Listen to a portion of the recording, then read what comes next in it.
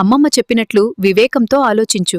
మన మంచి గుణాలను వదులుకోకుండా పరిస్థితులకు తగ్గట్లుగా మారుతూ ఉంటేనే జీవితంలో ఎదురయ్యే లోకం మిమ్మల్ని వాడుకుంటుంది. కరుణతో ఉండండి, కాని ఖచ్చితత్వంతో ఉండండి. అందరినీ మెప్పించాలనే తాపత్రయం వద్దు. ఎక్కడ నో చెప్పాలో అక్కడ చెప్పండి. జనాలు మిమ్మల్ని దూరం పెడతారు.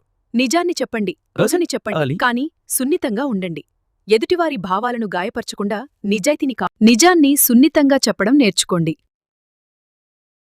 అతి వినయం వద్దు. మీ ఆత్మవిశ్వాసాన్ని కాపాడుకుంటూ మీ ఉనికిని ఎవరూ గుర్తించరు. వినయంగా ఉండండి, కానీ ఆత్మవిశ్వాసంతో.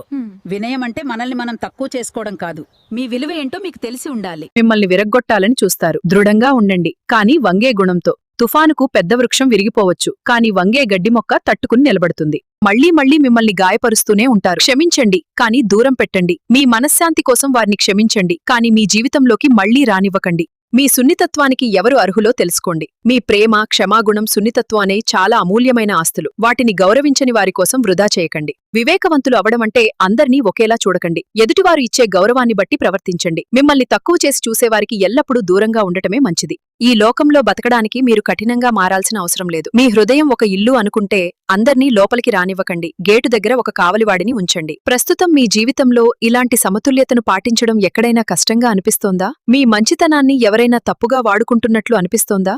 కరుణతో ఉండు, కాని అమాయకంగా కాదు. ప్రేమిస్తూ ఉండు, కాని గ్రుడ్డిగా కాదు. నీ సున్నితత్వానికి, నీ మంచి మనసుకు ఎవరు అర్హులో తెలుసుకో.